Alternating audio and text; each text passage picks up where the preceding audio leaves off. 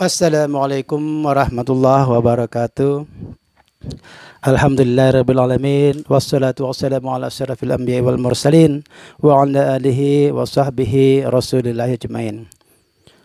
Puji syukur kehadiran Allah Subhanahu wa taala, mari kita senantiasa panjatkan kepadanya, karena sampai pada hari ini kita masih diberikan kesehatan, kita masih diberikan kekuatan iman, dan insya Allah kesempatan kita untuk selalu beribadah kepada Allah Subhanahu wa taala dengan berbagai macam bentuk ibadah. Baik ibadah dalam bentuk menuntut ilmu, ibadah dalam bentuk menyebarkan kebaikan-kebaikan, serta beribadah dalam bentuk menolong sesama manusia. Insyaallah ibadah-ibadah ke depan akan membawa kita dari hari ke hari semakin meningkat derajat ketakwaan kita. Amin ya rabbal alamin. Para saudaraku terindah sekalian, dimanapun kita semua berada, pada video kali ini saya akan membahas tentang pemimpin yang zalim. Bagaimana seorang pemimpin yang zalim itu, juga apakah pemimpin yang zalim itu berasal dari masyarakatnya, atau masyarakat yang zalim itulah menghasilkan pemimpin yang zalim.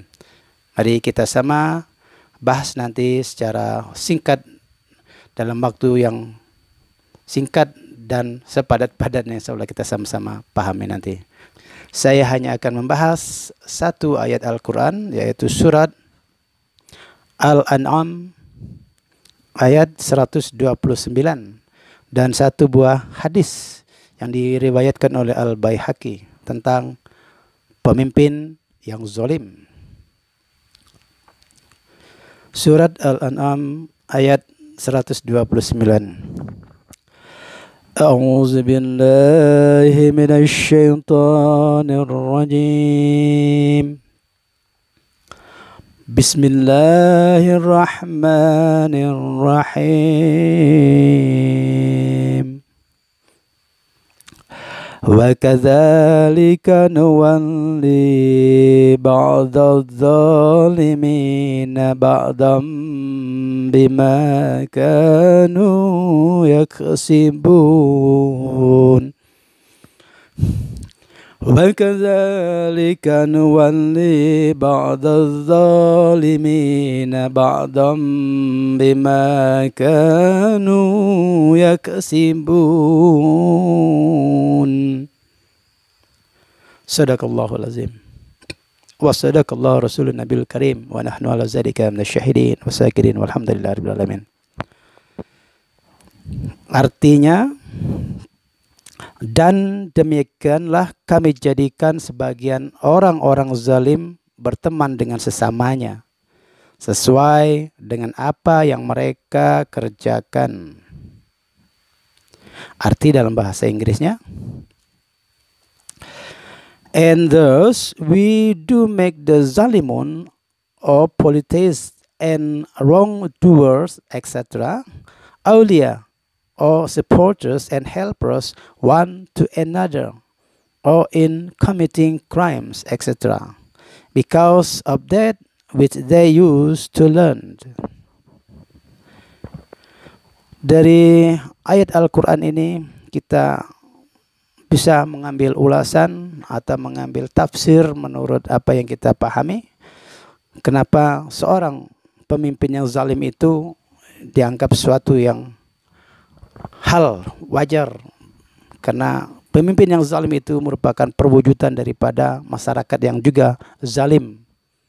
Jadi ada suatu masa banyak pemimpin-pemimpin dari semua tingkatan yang zalim, karena mereka itu adalah memimpin juga orang-orang zalim. Seperti ini yang disampaikan dalam Al-Quran, bahwa kami jadikan sebagian orang-orang yang zalim berteman dengan sesamanya. Artinya bukan sekedar berteman di sini, tetapi kita juga mengangkat mereka sebagai pemimpin. Orang yang zalim itu berasal dari orang yang zalim. Dalam kasus kita sebagai sebuah negara yang demokratis, yang dulu pernah mengaku negeri ketiga terdemokratis di dunia, kita ambil urutan-urutan secara demokratis, bahwa demokratis atau demokrasi yang makna tradisionalnya adalah dari rakyat, untuk rakyat, dan oleh rakyat. Dan untuk demokrasi yang seperti itu hanya demokrasi yang ada pada yang semacam demokrasi hayalan, demokrasi harapan. Saat ini demokrasi yang seperti itu sudah tidak ada. Artinya demokrasi yang bertransaksi itulah yang ada saat ini. Masyarakat atau rakyat yang zalim tidak pernah memperdulikan siapa pemimpinnya, dari mana asalnya, bagaimana kualitasnya. Mereka hanya memikirkan yang penting calon pemimpin itu bisa memberikan sesuatu, bisa membarter suara mereka untuk mereka memberikan suaranya kepada sang calon pemimpin yang juga zalim ini. Jadi kita bisa melihat di sini seorang yang ingin memimpin dengan sebenar-benarnya, dengan lillahi ta'ala, tanpa membarter uang, tanpa membarter janji-janji, tanpa membarter rupiah atau membarter benda-benda lainnya, ini akan sangat sulit untuk bisa terpilih di negeri demokratis yang seperti kita saat ini alami. Dan inilah kenapa ayat ini muncul, kita bahas pada hari ini, bahwa memang kezaliman itu muncul daripada orang-orang yang zalim itu sendiri. Cara pemilihannya yang juga zalim, dengan cara bertransaksi, tidak memperdulikan kualitas, tidak memperdulikan daripada moralitas daripada calon pemimpin. Yang rakyat ingin, rakyat yang zalim itu selalu menginginkan apa yang bisa kami dapat untuk memilih Anda. Semakin banyak Anda mencalonkan diri untuk menjadi pemimpin, semakin banyak yang kami dapat. Tapi siapa yang akan kami pilih, itu merupakan suatu rahasia kami. Inilah ungkapan daripada sebuah masyarakat yang zalim juga di sana. Ketika pemilihan umum itu terjadi, di sini mereka atau rakyat menggunakan kesempatan untuk dalam tanda kutip memeras calon-calon pemimpin dengan pundi-pundi rupiah, dengan pundi-pundi sembako, dengan pundi-pundi barang-barang lainnya, yang dengan istilah lain sebagai barter agar mereka atau rakyat memilih sang calon pemimpin. Kita lihat pesta demokrasi pemilihan umum untuk legislatif, bertambah berseliwerannya jumlah para calon anggota legislatif, dengan berseliwerannya rupiah yang disebarkan kepada masyarakat agar mereka terpilih. Inilah juga bibit-bibit daripada calon pemimpin yang tidak mempunyai kualitas, yang tidak mempunyai moralitas. Mereka hanya mempunyai modal-modal rupiah dengan pikiran-pikiran di belakangnya yang juga sudah kita bisa baca bahwa mereka juga mempunyai pikiran yang zalim apabila telah terpilih nanti. Mereka menggunakan segala sumber daya rupiah, sumber daya kekayaan yang mereka miliki untuk digadaikan, untuk dijual, ataupun untuk diapakan namanya, yang penting bisa membeli suara rakyat. Karena rakyat memang itu yang dipinta, bukan kualitas. Dan walhasil apa yang terucap di dalam kitab suci Al-Quran ini, bahwa Allah itu menjadikan sebagian orang-orang zalim menjadi pemimpin sesama kaum yang zalim juga. Nauzubillah min zalik. Pada zaman kita, kalau ini memang suatu hal yang terjadi, kita perlu mengintrospeksi diri kita. Mungkin sistem demokrasi kita yang salah, atau mungkin kepikiran kita yang salah, atau mungkin mentalitas bangsa kita yang juga salah.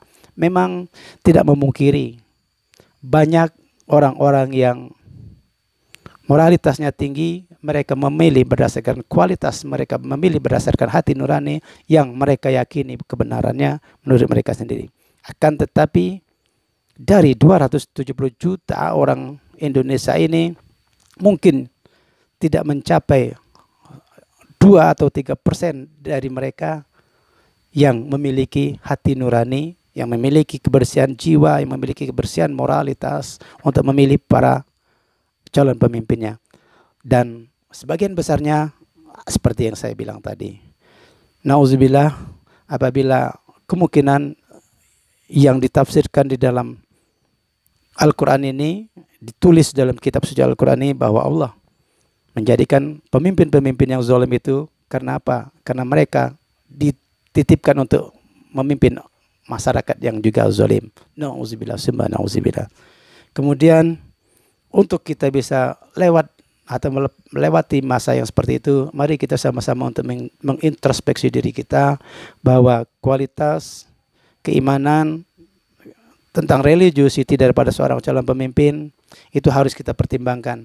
Jangan Anda atau kita sebagai masyarakat memandang bahwa barter politik dengan keuangan itu atau money politik itu kita anggap satu hal yang wajar. Dan saat ini begitu memang adanya. Tapi nauzubillah min dzalik, kalau kita bisa merubah mulai dari diri kita sendiri, khususnya saya melalui channel Terindah ini, mari kita kembali kepada khitoh daripada demokrasi itu sendiri. Kita pilih calon pemimpin dari rakyat dan insya Allah kita akan menempatkannya untuk rakyat dan juga demi rakyat. Sebagaimana yang saya pernah ungkapkan di sebuah video yang lain, tak ada pemimpin yang koruptor kecuali adalah masyarakat atau rakyat itu sendiri yang juga koruptor. Karena tak akan mungkin koruptor itu hadir di tengah para masyarakat yang malaikat, di tengah masyarakat yang benar-benar religius, kan tetapi koruptor itu hadir justru di tengah-tengah koruptor itu sendiri. Dan ada pun sebuah hadis di sini yang diriwayatkan oleh Al-Baihaqi yang menyatakan seperti ini, sebagaimana keadaan kalian, seperti itulah pemimpin kalian. Ini hadis Rasulullah SAW yang diriwayatkan oleh Al-Baihaqi. Jadi Rasulullah SAW pun telah menekankan bahwa keadaan kita saat ini tercermin daripada pemimpin kita saat ini. Kalau saat ini kita tidak percaya kepada pemerintah terhadap semua kebijakannya, karena kita merasakan memang terlalu banyak kebohongan daripada kebijakan dari omongan pemerintah itu sendiri, dari janji-janji pemerintah itu sendiri. Tapi itulah merupakan cermin daripada rakyat kita, dan rakyat kita juga penuh dengan kebohongan, penuh dengan pengingkaran, penuh dengan dusta omongan-omongannya. Dan kita perlu bercermin bahwa pemerintah saat ini yang kita tidak percaya, artinya kita juga tidak bisa dipercaya. Karena dia adalah hasil pilihan kita yang mungkin di awal-awal pemilihan kemarin mereka juga memberikan sumbangan-sumbangan atau sengaja kita pinta agar kita mendapat sesuatu, agar kita bisa memilih dia.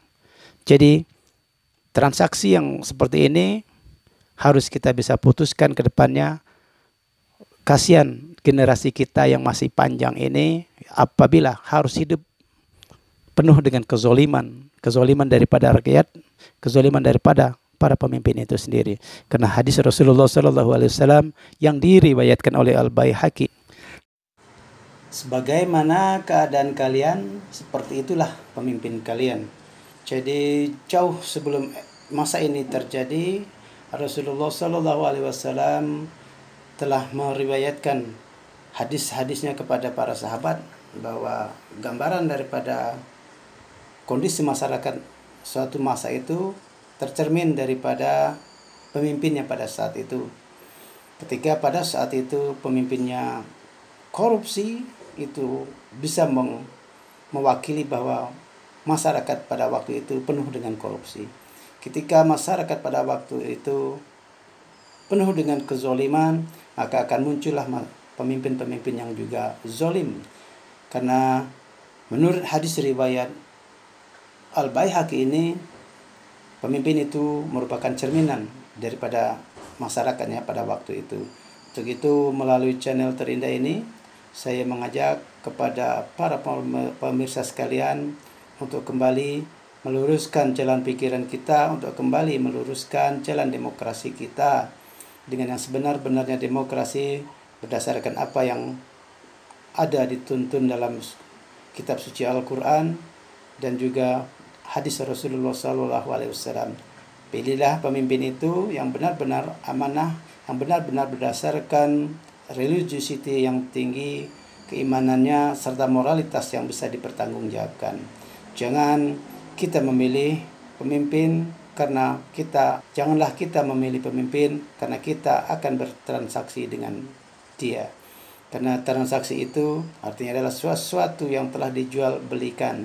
Artinya apa yang telah dijual itu dibeli, setelah dimiliki oleh si pembeli, maka si pembeli bebas akan melakukan apapun terhadap apa yang telah dia beli.